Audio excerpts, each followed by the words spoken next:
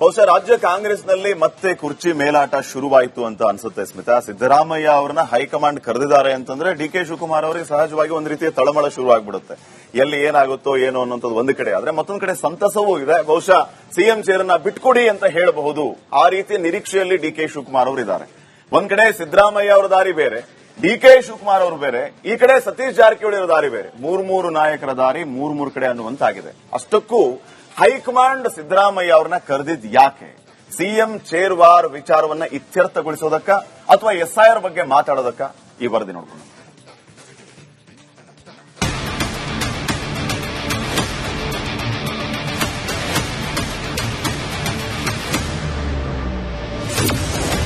ರಾಜ್ಯ ಕಾಂಗ್ರೆಸ್ನಲ್ಲಿ ಮನೆಯೊಂದು 3 ಬಾಗಿಲು, ಒಬ್ಬೊಬ್ಬರಿಗೆ ಒಂದೊಂದು ಚಿಂತೆ, ಅಭಿವೃದ್ಧಿ ಶೂನ್ಯ.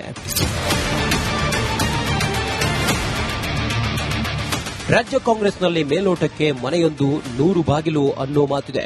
ಭರ್ಜರಿ ಬಹುಮತದೊಂದಿಗೆ ಅಧಿಕಾರ ಹಿಡಿದ ಸರ್ಕಾರ ಮೊನ್ನೆ 3 ವರ್ಷ ಪೂರ್ಣಗೊಳಿಸಿದೆ.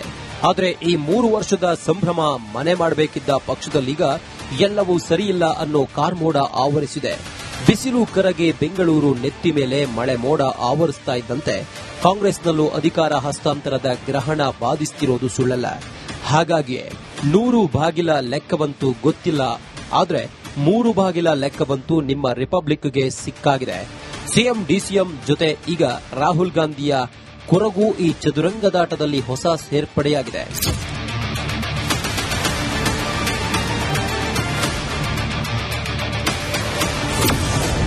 ಡಿಸಿಎಂ ಯಾಕೆ, ಸಿಎಂ ಒಬ್ರೇ ಓಕೆ?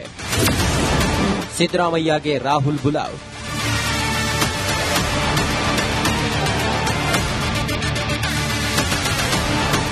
ಪಂಚರಾಜ್ಯ ಚುನಾವಣೆ ಬಳಿಕ ನಿಜಕ್ಕೂ ಕ್ರಾಂತಿ ನಿಶ್ಚಿತ ಅನ್ನೋ ಗುಸುಗುಸು ಪಿಸುಪಿಸು ಇದ್ದೇ ಇತ್ತು.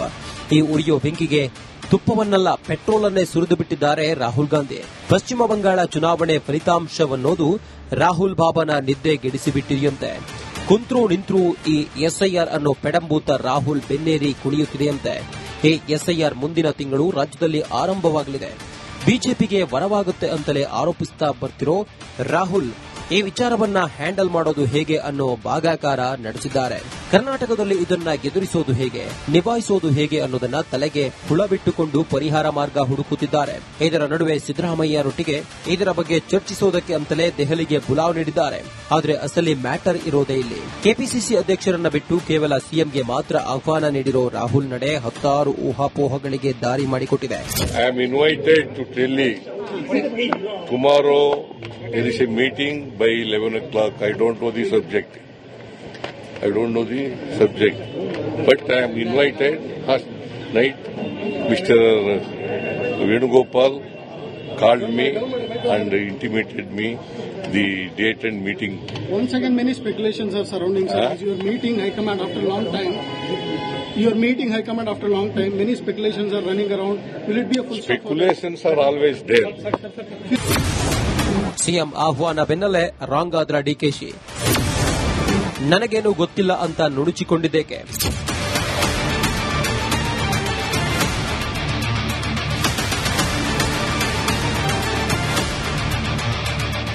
ಸರ್ಕಾರಕ್ಕೆ 3 ವರ್ಷ ತುಂಬುತ್ತಿದ್ದಂತೆ ಡಿಕೆಶಿ ಸಿಎಂ ಕುರ್ಚಿ ಮೇಲೆ ಕಣ್ಣಿಟ್ಟು ದೆಹಲಿ ಕಡೆ ನೋಡ್ತಿದ್ದಾರೆ.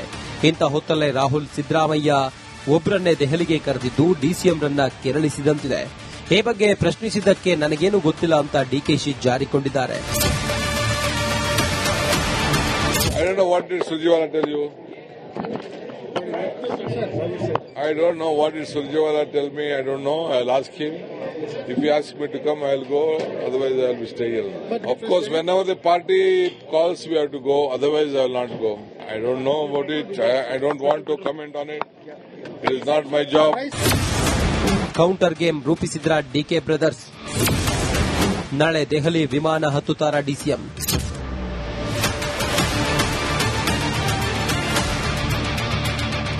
ಸಂಪುಟ ಪುನರ್ರಚನೆ, ಸಿಎಂ ಬದಲಾವಣೆ ಬಗ್ಗೆ ಕಳೆದ 6 ತಿಂಗಳಿಂದ ಕೂಗು ಕೇಳಿ ಬರುತ್ತಲೇ ಇದೆ. ಇದರ ನಡುವೆ ಸಿಎಂ ದೆಹಲಿ ಯಾತ್ರೆ ಡಿಸಿಎಂ ಕಣ್ಣು ಕೆಂಪಾಗಿಸಿದೆ. ಯಾವಾಗ ಸಿಎಂಗೆ ದೆಹಲಿ ಕಾಲ್ ಬಂದಿದೆ ಅಂತ ಗೊತ್ತಾಯ್ತೋ ಡಿಕೆ ಬ್ರದರ್ಸ್ ಅಲರ್ಟ್ ಆಗಿದ್ದಾರೆ. ಸದಾಶಿವನಗರ ಮನೆಯಲ್ಲಿ ಸಹೋದರ ಡಿಕೆ ಸುರೇಶ್ ಜೊತೆ ವಿಸ್ತೃತ ಚರ್ಚೆ ನಡೆಸಿದ್ದಾರೆ.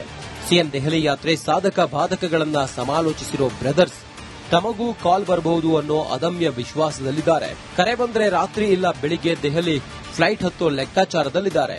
ಇನ್ನೊಂದೆಡೆ ಕರೆ ಬಾರದಿದ್ರೂ ಸಂಜೆ ದೆಹಲಿಗೆ ಹೋಗಲು ಡಿಕೆಶಿ ಟಿಕೆಟ್ ಬುಕ್ ಮಾಡಿದ್ದಾರೆ ಎನ್ನಲಾಗ್ತಿದೆ. ಅದೇನೇ ಇರಲಿ, ಸಿಎಂಗೆ ಕುರ್ಚಿ ಉಳಿಸಿಕೊಳ್ಳೋ ದಾವಂತವಾದ್ರೆ ಅದೇ ಕುರ್ಚಿ ನನ್ನದಾಗ್ಲಿ ಅನ್ನೋದು ಡಿಸಿಎಂ ಲೆಕ್ಕ. ಈ ಇಬ್ಬರ ನಡುವೆ ರಾಹುಲ್ ಗಾಂಧಿ ಮಾತ್ರ ಎಸ್ಐಆರ್ ಎಲ್ಲಿ ಪಾರ್ಟಿಗೆ ಮರಣ ಶಾಸನವಾಗುತ್ತೋ ಅಂತ ಕೈ ಹಿಸುಕಿಕೊಳ್ತಿದ್ದಾರೆ.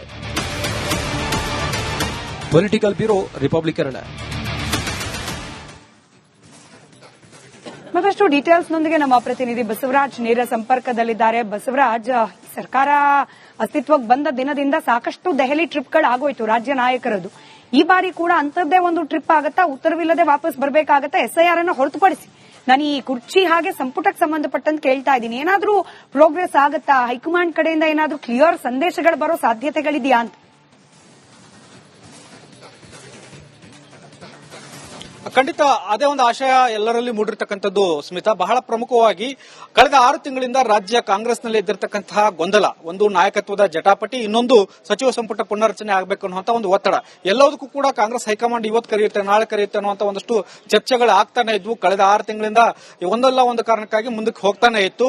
ಹೀಗಾಗಿ ಅದಕ್ಕೊಂದು ವೇದಿಕೆ ಸಿದ್ಧವಾಗ್ತಾ ಇದೆಯಾ ಅಥವಾ ಅದಕ್ಕೊಂದು ಈಗ ಆಯಾಮಗಳು ತೆಗೆದುಕೊಂಡಿದೆಯಾ ಕಾಂಗ್ರೆಸ್ ಹೈಕಮಾಂಡ್ ಅನ್ನುವಂಥದ್ದು ಈಗ ಬಹಳ ಪ್ರಮುಖವಾಗಿರ್ತಕ್ಕಂಥದ್ದು. ಇದಕ್ಕೆ ಇಂಬು ಕೊಡುವಂತೆ ಸಚಿವರಾಗಿರ್ತಕ್ಕಂಥ ಸತೀಶ್ ಜಾರಕಿಹೊಳಿ ಹೇಳ್ತಾ ಇದ್ದಾರೆ, ನಾಳೆ ಬೆಳಿಗ್ಗೆ 11 ಗಂಟೆಗೆ ಮುಹೂರ್ತ ಫಿಕ್ಸ್ ಆಗಿದೆ. ಮುಹೂರ್ತ ಫಿಕ್ಸ್ ಆಗಿದೆ ಅನ್ನುವಂಥದ್ದಾದ್ರೆ ನಾಯಕತ್ವದ ವಿಚಾರವಾಗಿ ಅಥವಾ ಸಚಿವ ಸಂಪುಟ ಪುನರ್ವಿಚಾರವಾಗಿ ಅಥವಾ ಗೊಂದಲ ಏನಿದೆ ಅದಕ್ಕೆಲ್ಲಕ್ಕೂ ಒಂದು ಇತಿಶ್ರೀ ಹಾಡುವಂತ ಕೆಲಸವನ್ನ ಕಾಂಗ್ರೆಸ್ ಹೈಕಮಾಂಡ್ ಮಾಡುತ್ತಾ ಅನ್ನುವಂಥದ್ದು ಆಶಯಗಳು ಗರಿಗೆದರಿರ್ತಕ್ಕಂಥದ್ದು. ಸಚಿವರು ಸೇರಿದಂತೆ ಶಾಸಕರು ಕೂಡ ಮತ್ತು ಕಾರ್ಯಕರ್ತರು ಕೂಡ ಕಾಂಗ್ರೆಸ್ ಹೈಕಮಾಂಡ್ ಕಡೆಗೆ ದೃಷ್ಟಿಕೋನವನ್ನು ಇಟ್ಕೊಂಡು ಕೂತ್ಕೊಂಡಿದ್ದಾರೆ. ನಾಳೆ ಏನ್ ಹೈಕಮಾಂಡ್ ಸೂಚನೆಗಳನ್ನು ಕೊಡುತ್ತೆ, ಒಂದು ರಾಜ್ಯದ ನಾಯಕತ್ವ ಮತ್ತು ಸಚಿವ ಸಂಪುಟ ಪುನರ್ರಚನೆ ಇರತಕ್ಕಂಥ ಗೊಂದಲಗಳೆಲ್ಲಕ್ಕೂ ತೆರೆ ಇಡುವಂತ ಕೆಲಸವನ್ನು ಮಾಡುತ್ತೆ ಅನ್ನುವಂತ ಒಂದು ಲೆಕ್ಕಾಚಾರದಲ್ಲಿ ಈಗಾಗಲೇ ಚರ್ಚೆಗಳಾಗ್ತದೆ. ಅದೇ ನಿಟ್ಟಿನಲ್ಲಿ ಕೆಲವೊಂದಿಷ್ಟು ಸಚಿವರು ಕೂಡ ನಾಳೆ ದೆಹಲಿಗೆ ಹೋಗೋಕೆ ಸಿದ್ಧರಾಗ್ತಾ ಇದ್ದಾರೆ. ಇನ್ನು ಉಳಿದಂತೆ ರಾಜ್ಯಸಭಾ ಚುನಾವಣೆ ಘೋಷಣೆ ಆಗಿದೆ. ಕಾಂಗ್ರೆಸ್ಗೆ 3 ಸ್ಥಾನಗಳು ಸಿಗ್ತಾ ಇದಾವೆ. ಅದು ಕೂಡ ಬಹಳ ಪ್ರಾಮುಖ್ಯತೆಯನ್ನು ಪಡೆದುಕೊಳ್ಳುತ್ತೆ. ಯಾರಿಗೆಲ್ಲ ಟಿಕೆಟ್ ಕೊಡಬೇಕು ಅನ್ನುವಂಥದ್ದು ಮತ್ತು ಅದರ ಬೆನ್ನಲ್ಲೇ ಪರಿಷತ್ ಚುನಾವಣೆ ಕೂಡ ಘೋಷಣೆ ಆಗುವುದಿದೆ. ಅದಕ್ಕೂ ಕೂಡ ಸಾಕಷ್ಟು ಜನ ಆಕಾಂಕ್ಷಿಗಳಿದ್ದಾರೆ. ಅದಕ್ಕೂ ಕೂಡ ಯಾರಿಗೆಲ್ಲ ಅವಕಾಶ ಕೊಡಬೇಕು ಅನ್ನುವಂಥ ವಿಚಾರವೂ ಕೂಡ ಕಾಂಗ್ರೆಸ್ ಹೈಕಮಾಂಡ್ ಕರೆದಿದೆ ಅನ್ನುವಂಥದ್ದು ಒಂದಷ್ಟು ಮಾಹಿತಿಗಳಿದಾವೆ. ಆದ್ರೆ ಅದು ವಿಚಾರ ಕೂಡ ಚರ್ಚೆ ಆಗುತ್ತಾ ಅಥವಾ ಅಂತಿಮವಾಗಿ ಅದನ್ನ ಚರ್ಚೆ ಆಗಬೇಕಂದ್ರೆ ಕೆಪಿಸಿಸಿ ಅಧ್ಯಕ್ಷರು ಕೂಡ ಜೊತೆಗಿರಬೇಕಾಗುತ್ತೆ. ಆದ್ರೆ ಅಧಿಕೃತವಾಗಿ ಬುಲಾವ್ ಕೊಟ್ಟಿಲ್ಲ ಅನ್ನುವಂಥ ಮಾತುಗಳನ್ನ ಕೆಪಿಸಿಸಿ ಅಧ್ಯಕ್ಷರಾಗಿರ್ತಕ್ಕಂಥ ಡಿ ಕೆ ಶಿವಕುಮಾರ್ ಅವರು ಹೇಳ್ತಾ ಇದ್ದಾರೆ. ಹೀಗಾಗಿ ಯಾವುದು ಕೂಡ ಸ್ಪಷ್ಟವಾಗಿ ಗೋಚರಿಸ್ತಾ ಇಲ್ಲ. ಇನ್ನು ಉಳಿದಂತೆ ಎಸ್ಐಆರ್ ವಿಚಾರವನ್ನು ಕೂಡ ಚರ್ಚೆ ಮಾಡಬೇಕು ಅನ್ನುವಂಥದ್ದಾದ್ರೆ ಕೆಪಿಸಿಸಿ ಅಧ್ಯಕ್ಷರು ಇರಬೇಕಾಗುತ್ತೆ. ಆದ್ರೆ ಅವ್ರಿಗೂ ಕೂಡ ಬುಲಾವ್ ಇಲ್ಲ ಅನ್ನುವಂಥ ಕಾರಣಕ್ಕಾಗಿ ಈಗ ಕೇವಲ ನಾಯಕತ್ವದ ವಿಚಾರ ಮತ್ತು ಸಚಿವ ಸಂಪುಟ ಪುನರ್ರಚನೆ ವಿಚಾರ ಎರಡನ್ನು ಮಾತ್ರ ಕಾಂಗ್ರೆಸ್ ಹೈಕಮಾಂಡ್ ನಿರ್ಧಾರ ಮಾಡುತ್ತೆ ಅನ್ನುವಂಥ ಪ್ರಶ್ನೆಗಳಿರತಕ್ಕಂಥದ್ದು. ಇದಕ್ಕೆ ಕಾಂಗ್ರೆಸ್ ಹೈಕಮಾಂಡ್ ಯಾವ ರೀತಿಯಾದಂತಹ ಸೂಚನೆಗಳನ್ನ ನಿರ್ದೇಶನಗಳನ್ನ ನಾಳೆ ಸಿಎಂ ಅವರಿಗೆ ಕೊಡುತ್ತೆ ಅಥವಾ ಡಿಸಿಎಂ ಅವರಿಗೂ ಕೂಡ ಆಹ್ವಾನ ಕೊಟ್ಟು ಕರೆಸಿಕೊಂಡು ಇಬ್ಬರನ್ನು ಕೂರಿಸಿಕೊಂಡು ಒಂದು ಇತ್ಯರ್ಥ ಮಾಡುವಂತ ಕೆಲಸಗಳಾಗುತ್ತಾ ಅಥವಾ ಸಚಿವ ಸಂಪುಟ ಪುನರ್ರಚನೆಗೆ ಒಂದಷ್ಟು ನಿರ್ದೇಶನಗಳನ್ನು ಕೊಡುವಂತ ಕೆಲಸ ಆಗುತ್ತಾ, ಎಲ್ಲವೂ ಕೂಡ ಆಯೋಮಯ ಒಂದು ಗೊಂದಲ ಇರತಕ್ಕಂಥದ್ದು. ಅದನ್ನ ನಾಳೆ ಕಾಂಗ್ರೆಸ್ ಹೈಕಮಾಂಡ್ ನಿರ್ದೇಶನ ಯಾವ ರೀತಿಯಾಗಿ ಕೊಡುತ್ತೆ ಅದನ್ನೆಲ್ಲವನ್ನು ಕೂಡ ನೋಡಿಕೊಂಡು ಮುಂದಿನ ರಾಜ್ಯ ರಾಜಕೀಯ ಬೆಳವಣಿಗೆಗಳು ಆಗುವಂತೆ ಲೆಕ್ಕಾಚಾರಗಳು ಕಾಣಿಸ್ತಾ ಇದ್ದಾವೆ. ಸ್ಮಿತಾ, ಧನ್ಯವಾದ ಬಸವರಾಜ್ ಮಾಹಿತಿಗಾಗಿ.